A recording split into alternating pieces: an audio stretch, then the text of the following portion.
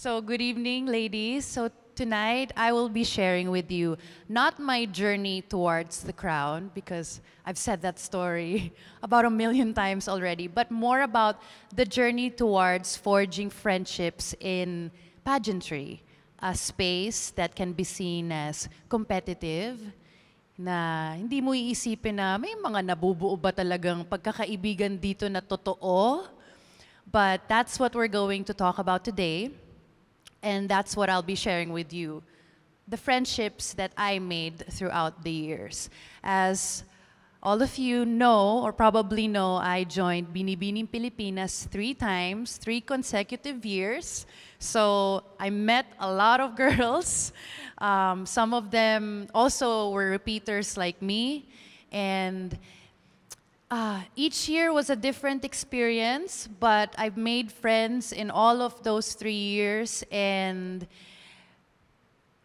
you only really understand when you become a candidate yourself, right? Kasi nakaka-relate ka dun sa kasama mo eh, nakaka-relate ka dun sa co-candidate mo. Now, from an outsider's perspective, sa mga very passionate fans natin ng pageantry, it may be a little bit challenging to really understand that there's genuine care and support in that competitive space. Because iisipin mo, well, all of you are in competition with each other and all of you are trying to get the crown. And there's not enough crowns for everybody. So how can you be genuinely building friendships through that? But it's very possible. And it's really the only way you win. Really the only way you win. Like, can you imagine being a winner, but having no girls to congratulate you afterwards? Parang hindi sila happy for you, or parang wala kang naging mga friendships na nabuo. Parang, because what I always say is that there are more girls who don't win than who win. I mean, that's the reality, right? Mas maraming natatalo kaysa sa mga nananalo. Pero masasabi ba talaga natin na natalo sila? Ano ba talaga yung nauuwi mo after nito? Kasi yung mananalo naman, 1 year lang naman may crown yan eh. And then after that, she has to pass it on to another girl. But what's something that you take on with you years to come? That's irreplaceable, that can't be taken away from you, and it's the friendships that you build. It's the connections that you build. I also had notebooks like some of you here. I would always bring my notebooks with me.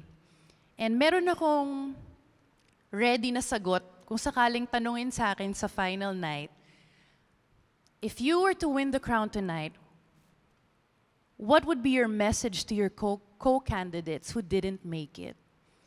Tapos, alam ko na yung sasagot ko nun. Pag tinanong sa akin yun, ang sasabihin ko, ito na memo. Hanggang ngayon, naalala ko pa.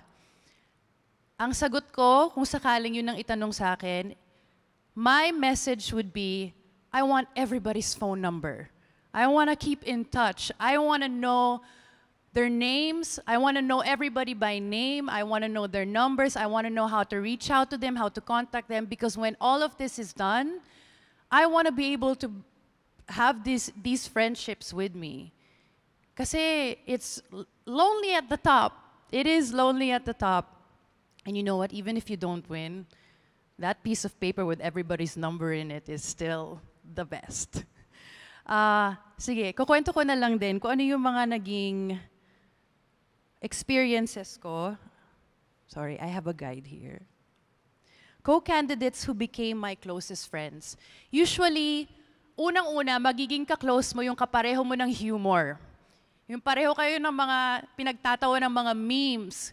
Pareho kayo ng mga trip na mga, I don't know, mga funny pictures, nagsesendan kayo, pareho kayo ng mga pinapanood ng mga TV shows, pareho kayo ng type ng music. Yan yung mga una yung makakasama. Or pareho kayo ng lingwahe, ganon.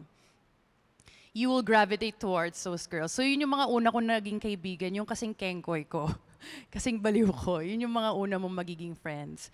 And like what I said, every year, iba-iba. Nung unang sumali ako, dahil 50th year anniversary ng Binibining Pilipinas no, na 50 candidates. Imagine niyo kayo plus 10 more. Medyo marami. Napaka-competitive nung year na yon. Lalo na dahil nung mga previous years before that, nagra-runner-up na tayo sa Miss Universe nung mga panahon na yon. So talagang naramdaman namin yung tension and yung pressure na kailangan manggaling dito yung susunod na mananalo at kung hindi ka man manalo, dapat mag-runner-up ka man lang. Ganon. So, competitive talaga. Yung first na sali ko. Pero marami akong mga naging kaibigan doon. First pageant ko yun ever. I've never joined pageants before, kahit yung mga nasa school, kahit yung local pageant, sa barangay, sa municipality, wala. Unang saba ko yun.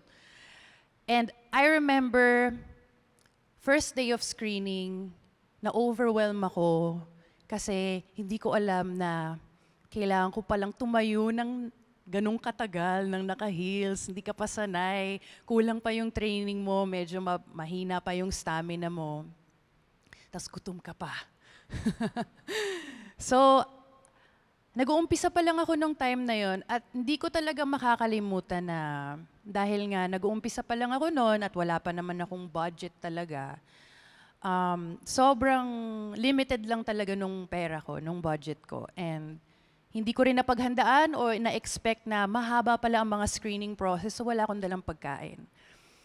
Gutom na gutom ako noon, tapos wala din akong dalang pera. Pero yung mga co-candidates ko, na kakakilala ko pa lang sa kanila, actually yung isa doon, na hanggang ngayon kaibigan ko pa rin naman, nilibre niya ako. Para sa kanya siguro nakalimutan na niya yon, hindi na niya naisip, para sa kanya, wala lang, I mean, of course, bibilan din kita, binilang ko sarili ko, bilan din kita. Pero para sa akin, tumatak sa akin yun na parang, pwede pala na ganito. Na parang, kahit na magkakalaban tayo sa isang crown, hindi mo ko papabayaan na nagkaroon ka ng opportunity to help me, tinulungan mo ko. Para sa kanya siguro napaka-simpleng gesture lang nun, pero hindi ko makakalimutan yun. Hindi ko makakalimutan yun na may mga handang tumulong sa'yo doon sa mga moments. Kasi hindi naman niya alam na may struggle ako financially. Hindi naman niya alam na hindi ko kaya.